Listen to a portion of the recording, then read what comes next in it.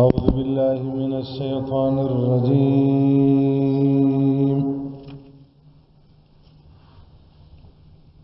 بسم الله الرحمن الرحيم.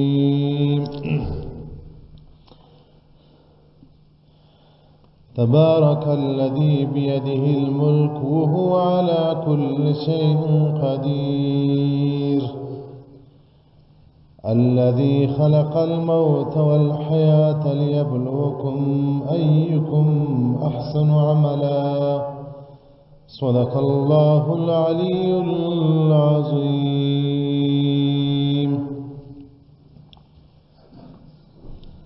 الله جل جلاله د سورة الملك په اول آیات کې راته وایي وایي زه تاسو امتحانوم په دنیا کې چې کوم یو ښه عمل کوي. نبلوکم ایکم احسن عملا، زه تاسو امتحانوم چې په دنیا کې څوک ښه عمل کوي. نو دنیا د مسلمان لپاره د ښو اعمالو ځای دی. لکه یو تجار سي یو بازار ته ولاړ سي، سودا وکړي، بیا یې راوړي ګټه ورپسې کوي. موږ دپاره دنیا د آخرت دپاره یو څوک بازار دی. دې بازار ته راغلي یو، نو که چا ډېرې یوړې که لږ یوړې، د هر سړي خپل کار دی. لکه مخکې چې مو ویلي وو، رسول الله صلی الله علیه وسلم د عبادت فصلونه و میاشتې راښولي دي چې پکې الله جل جلاله پر انسانانو باندې ډېر فضل و کرم و رحم کوي. او کې د برات میاشت وه چې موږ ورپسې داخل یو، او د برات د 15 شپه وه چې غالبا راتلونکي چهارشنبه یا پنجشنبه به وي د سعودي په حسابه، د چهارشنبې شپه یې د پاکستان په حساب باندې به غالبا د پنجشنبې شپه یې. دې ته نصف شعبان یا لیلة نصف شعبان ویل کېږي، د برات 15 شپه. په دې شپه کې څه کېږي؟ په دغه شپه کې د آینده کال د انسانانو نه بلکې د ټوله دنیا او د مافیها نظام د آینده کال تقدیر تقسیمات ټول په دغه شپه کې کېږي.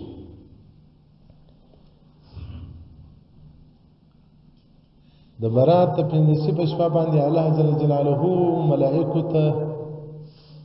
د دنیا د آینده کال تر دا بله برات پورې چې څه پیښیږي، څه مرګونه کېږي، څه ودونه کېږي، د دې ټول کال بندوبست په دغه شپه کې الله جل جلاله معلوم کړي ملائکو ته. حتی ملک الموت عزرائیل علیه السلام ته د هغه مړو نومان ورکړي چې وایي دغه په دې کال کې مړه کړه. په دغه شپه کې د دې باران د څاڅکو بندوبست لا اوس چې په آینده کال کې په څونه باران کېږي، څونه څاڅکې به کېږي، پر کومو مځکو به کېږي. نو رسول الله صلی الله علیه وسلم یو سړی په بازار کې شان رانیسي، خاندي، خو په دغه شپه کې د ده نوم په هغه دفتر کې د مړو لیکل شوی. د یو سړي نیت وي چې زه به واده کوم، کوزده به کوم، خو د ده نوم په مړو کې لیکل شوی. په دغه شپه کې د ټول آینده کال ترتیب جوړیږي. د روژې پر 28 یعنې موږ لیلة القدر ورته وایو، په هغه کې بیا ملائکو ته ورسپارل کېږي چې عملي دا کار شروع کړي. نو عاشیه رضی الله تعالی عنها وایي ما رسول الله صلی الله علیه وسلم ته ویل یا رسول الله د دغه میاشتې روژې ته ډېرې نشته.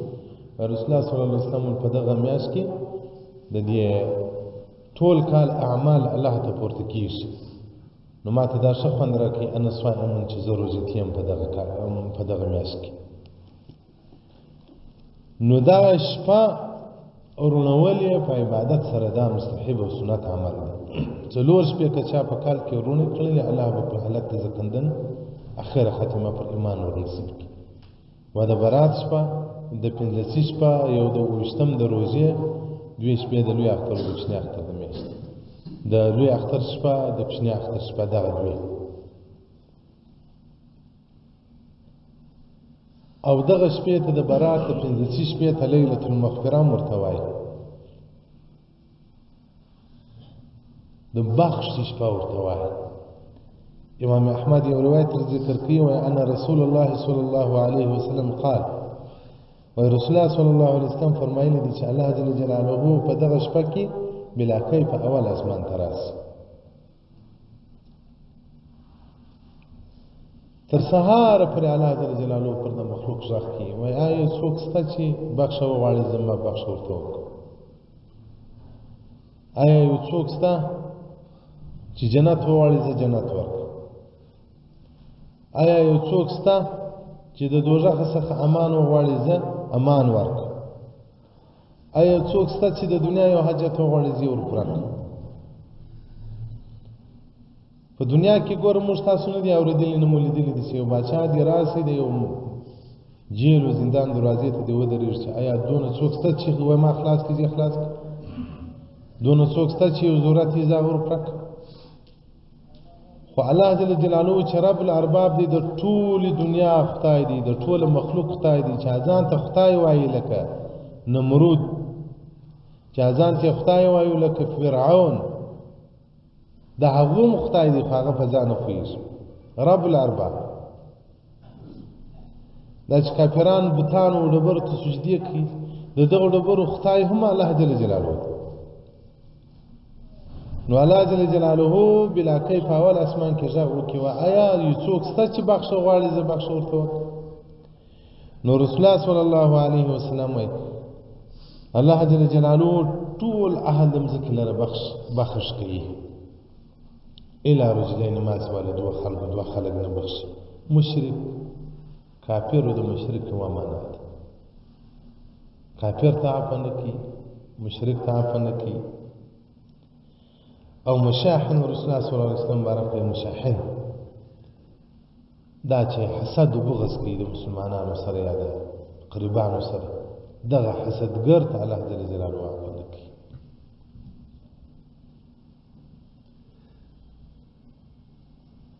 په بل روایت کې راځي رسول الله صلی الله علیه وسلم فرمایي بیبي عائشہ رضی الله تعالی عنها، بیبي عائشہ صدیقه رضی الله تعالی عنها وایي د برات د 15 شپه و رسول الله صلی الله علیه وسلم زما په خونه کې پروت ولاړ شو. دا مبارک وایي ما فکر وکړي چې د بلې ښځې خونې ته تللی دی نو پسې ورغلم، هغه چې مې د دا نورو بیبیګانو خونې وکتلې رسول الله صلی الله علیه وسلم نسته ورپکښې راووتلم. رسول الله صلی الله علیه وسلم په مسجد نبوي کې پر سجده باندې پروت. یو روایت کې راځي دا وایي زه دونه ډېره ورته انتظار شولم اخر زما دا فکر شو چې رسول الله صلی الله علیه وسلم وفات شوی دی. بیا مې لاس واړوی و سر ته یا مې وژړل یا مې رسول الله صلی الله علیه وسلم بارک سر راپورته کړي او راته ویې ویل یا حمیره څه کوې چې راته ولاړه یې؟ ما ویل یا رسول الله ته څه کوې؟ وایي رسول الله صلی الله علیه وسلم راته وویل آیا ته نه یې خبره چې دا لیلة نصف من شعبان د برات په 15 شپه ده؟ الله جل جلاله په دغه شپه کې انسانان له اوره څخه ازادوي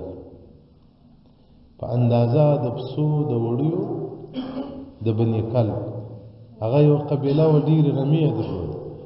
رسول الله صلی الله علیه وسلم د دغه رمو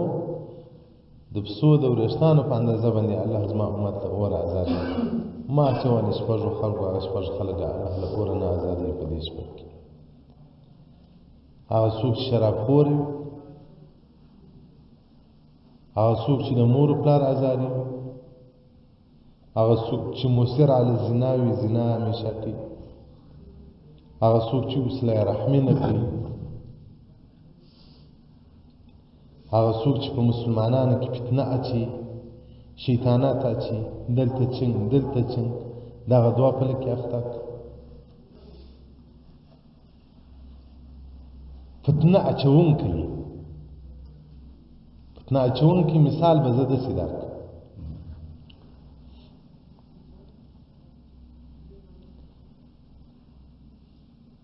یو چا خبره کړې وه المولوي صاحب دا د جمعې لمونځ په دې خاطر باندې شروع کړي دا مسجد کې کمرې لګولې دي بیا دا ویډیوز عربو ته استوي د هغو پیسې پر خوا دغه فتنه اچوله نو مال صاحب د جمعې لمونځ موږ نه وو شروع کړی کال مخکې موږ دا کمرې لګولې دي موږ د خپل حفاظت دپاره د طالبانو دپاره مو لګولې دا د بل زامن 2 واره 3 واره شان ورک شوه نو اوس ټول طالبان وایي شی په پیدا کوي تر هغه نو موږ کوشش وکړو چې موږ خپل حفاظت خپل وکړو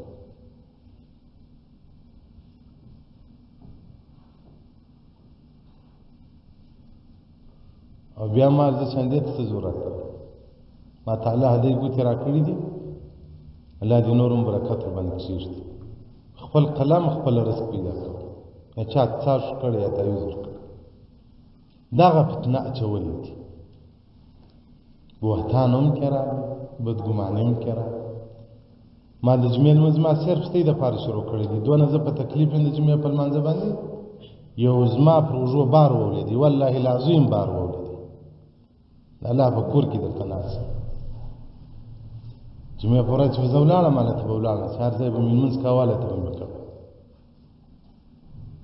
خو زه مجبور یم ناست دغه فتنه اچولې دي دغه ته الله بخښنه کوي په دې شپه کې اول حدیث کې راځي وایي چغلګر دغه شپه خلک الله نه بخښي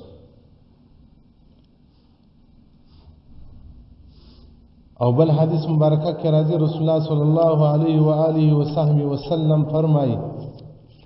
وایي دې ته لیلة الشفاعه وایي د شفاعت شپه شفاعت خو ما او تاسو کولای په دې شپه کې رسول الله صلی الله علیه و آله و صحبه وسلم دغه میاشت پر 14 الله ته جوړل دي په امته د امت په حق الله یې څو امت ورمعاف کړی پر 14 دغه میاشت الله جل جلاله رسول الله صلی الله علیه وسلم جوړل دي بیا الله جل جلاله یې امت ورمعاف کړی دي او د 15 په شپه باندې الله ته جوړل چې یا رب امتي زما امت رباک فاطاع الجميع الله ټول امت ورمعاف کړي ما سوا له هغه شخص چې هغه سرکشه وي د الله څخه پردی سوی همیشه تو پر ګناهو باندې کوي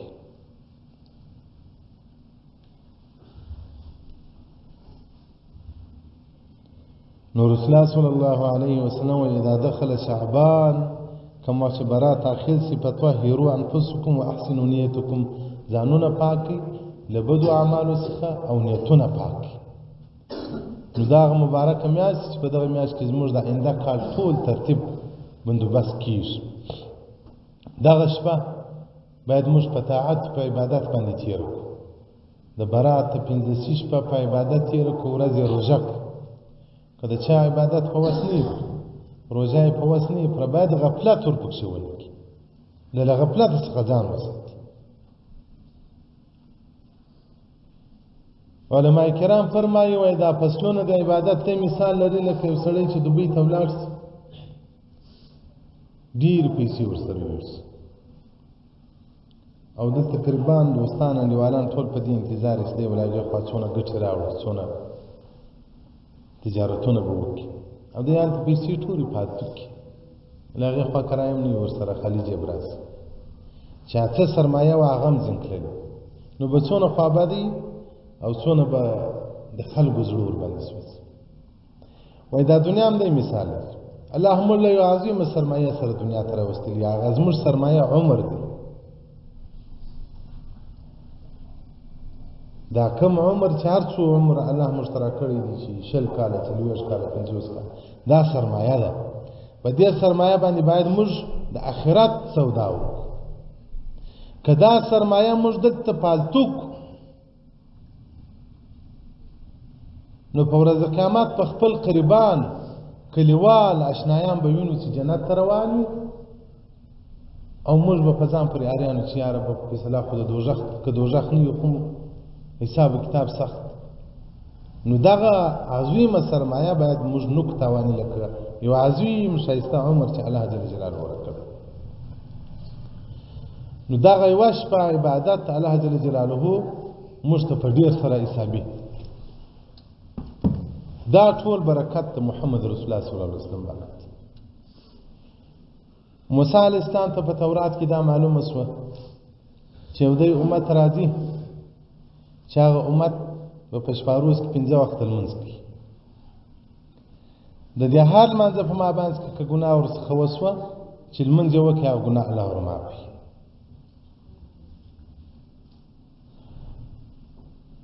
او داسې امت راځي که د سهار لمونځ وکړي او د ماښام لمونځ یې وکړي، الله جل جلاله دا شپه او ورځ ټوله په عبادت رسوي. په دکان کې به ناست خو د ماښام لمونځ دې کړی دی په جومات، زنانه کور کړی دی، د سهار لمونځ دې کړی دی په جومات، زنانه کور کړی دی، خو دغه شپه او ورځ په عبادت حساب شو. دا چې موږ نور څه عبادت کوو دا زموږ دپاره زیاته ګټه. موسی علیه السلام الله جل جلاله ته وایي ویا ربه دغه امت ما ته راکړه. الله جل جلاله ورته وایي دا د امت دی چې هر ځای لاس پورته کړي زه دعا قبلوم. پخوا د امتو دعا الله نه قبلوله، انبیاو به لاس پورته کوله. او الله جل جلاله دا د امت دی چې پر زه عبادتونه ورکوه، هغه عبادتونه ورکوم چې انبیاو ته مو ورکړي دي. دا 5 وخته لمونځ چې موږ کوو دا د 5 انبیاو باندې دغه لمونځونه فرض سوي دي، پر آدم علیه السلام، پر پلانکي نبي پلانکي نبي باندې دغه 5 انبیاو هغه افضله چڼ عبادتونه الله موږ ته پرې وځایوي.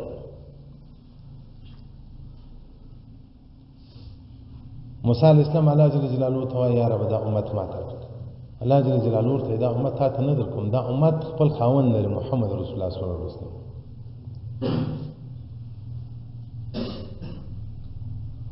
الله جل جلاله ورته دا داسې امت دی کې ګناه وکوله کې توبه نه وکړله د هغې ویې ګناه سزا ورکوم، کې توبه وکړله ګناه ورمعافوم، او کې ښه کار وکړي هغه ښه کار یې په لاس وربدلوم. هر ښه کار دا لمونځ چې موږ کوو 2 رکعته د جمعې لمونځ دی، 4 مخکې سنت، 4 وروست، بیا 2 وروست، دا هر رکعت په 10 رکعته راحسابل کېږي. موسی علیه السلام ورته یا ربه دا امت خو ما ته الله جل جلاله ورته وایي یا موسی علیه الصلاة والسلام دا امت خپل خاوند لري، دا د محمد رسول الله صلی الله علیه وسلم امت دی. موسی علیه السلام چې شک وښودی چې دا امت ما ته نه راکول کېږي، نو یې دعا وکړل یا ربه ما د دغه محمد صلی الله علیه وسلم په امت کې حساب کړه. اللهم اجعل فی امته، الله ما د ده امتي جوړ کړه. او ابراهیم علیه السلام دا دعا کړې چې الله ما د امتی جوړ کړ. نو علماء کرام وايي موږ چې قدر پیدا کړی دی دا موږ په خپل ځواني دا خپل قدر نه دی پیدا کړی. په دنیا کې یو شی قدرمن کیږي وایي په څو وجو باندې. یو شی په ذات کې شي لکه سره زر هغه قدرمن شو خپله، هر وخت بازار لري ګران. یو شی قدرمن نه وي خو خاوند یې قدرمن وي. لکه تاسو به اورېدلي د پلانکي باچا بوټونه په 2 نه خرڅ وي. بوټ عادي بوټونه دي خو باچا په پښه کړي دي، د پلانکي باچا دی هغه نن په دومره غټ قیمت خرڅېږي. وایي دغه امت هیڅ اهمیت نه لري، عمر یې تر 80 تر 80 کالو دی، پر 15 کاله بلوغ ته رسېږي. پخوا زمانو کې به داسې خلک و پر 80 کاله به بلوغ ووایي، 300 کاله بې عمر. دغه امت چې قدر پیدا کړی دی په سبب د محمد رسول الله صلی الله علیه وسلم مبارک باندې چې هغه اصلي قائد او مشر مقتدا هغه نبی الله ته محبوب دی، نو هغه امت هم ورلره محبوب دی. نو د رسول الله صلی الله علیه وسلم په برکت باندې دغه د برات میاشتې فضائل او د برات میاشتې ثوابونه الله مشترک کړي دي. نو موږ به د محمد رسول الله صلی الله علیه وسلم قدر څه ډول کوو، سنت به په ځان کې راژوندي کوو او درود شریف په ډېر باندې وایو. رسول الله صلی الله علیه وسلم وایي که څوک غواړي چې د عرش عظیم تر سایه لاندې کښېني، عرش عظیم تر 7 اسمانو ورلوړ یو مخلوق دی. عرش عظیم عرش دی. دومره غټ دی رسول الله صلی الله علیه وسلم وایي دا اوه مځکې و اسمانونه دومره کوچني ورته معلومیږي لکه د دنیا په مابینځ کې چې یو بنګړی وغورځي او ښځې چې پرست کوي د عرش عظیم دومره غټ دی دا مځکې و اسمانونه دومره کوچني ورته معلومیږي د الله په مخلوق کې عرش عظیم غټ مخلوق دی رسول الله صلی الله علیه وسلم که څوک غواړي چې دغه عرش عظیم تر سایه لاندې کښېني په ورځ د قیامت مځکه د مس وي لمر یې والویشت زموږ تر سر لوړ وي اوس په څلورم اسمان کې دي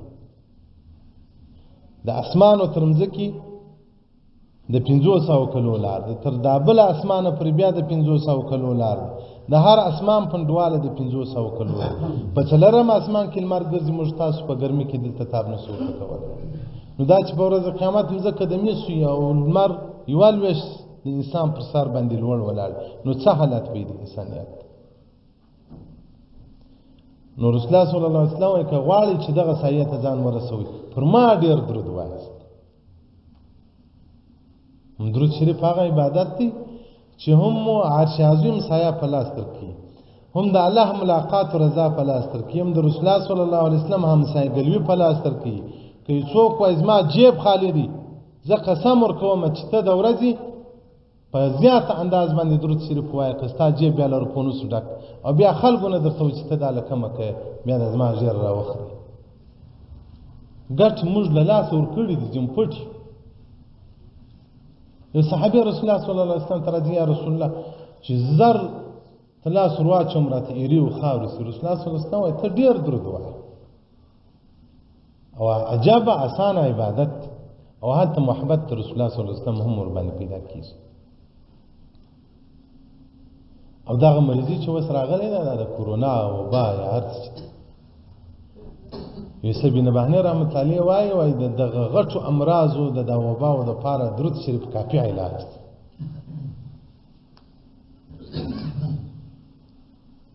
نو که موږ درود شریف وایو الله به موږ له دغه افاتو له دې مرضو څخه هم وساتي او الله دې ټول مسلمانان وساتي الله دې دغه د دعا د قبلېدو ځای د لمانځه د قبلېدو ځای د الله د رحمت د شوکېدو ځای چې مسجدان دي الله دې دغه نه بند کړي دا مرض دی الله په دې خاطر ورکړي چې دا مسجدان نشي راباندې بند احتمال به دا مرض دونه خوشحاله یم په څه خاطر زناخانه بنده شو شرابخانه بنده شو چې یو ځای د پیسکو د فساد مجلس هغه بند شو خدای قرآن دې ورته راایستلی خلکو ته چې تاسو دا ناروایو مه کوئ نه منه اوس دې راووځ د کافرانو د اوس الله ته رجوع کوي مې یو افت او عذاب را روان نو دا کرونا زموږ دپاره عبرت شو او موږ باید چورت وو دا یو دونه کوچنی وایرس دی ساینسدانان وایي 40,000 واره سره جمع کړي یو ټکی ځین جوړېږي یو ټکی نه دا قلم چې دلته پر لاس کښې کاږي رنګ چې راوباسي دې ته یو ټکی وایي 40,000 واره سره جمع شي یو ټکی ځین جوړېږي دونه کوچنی وایرس دی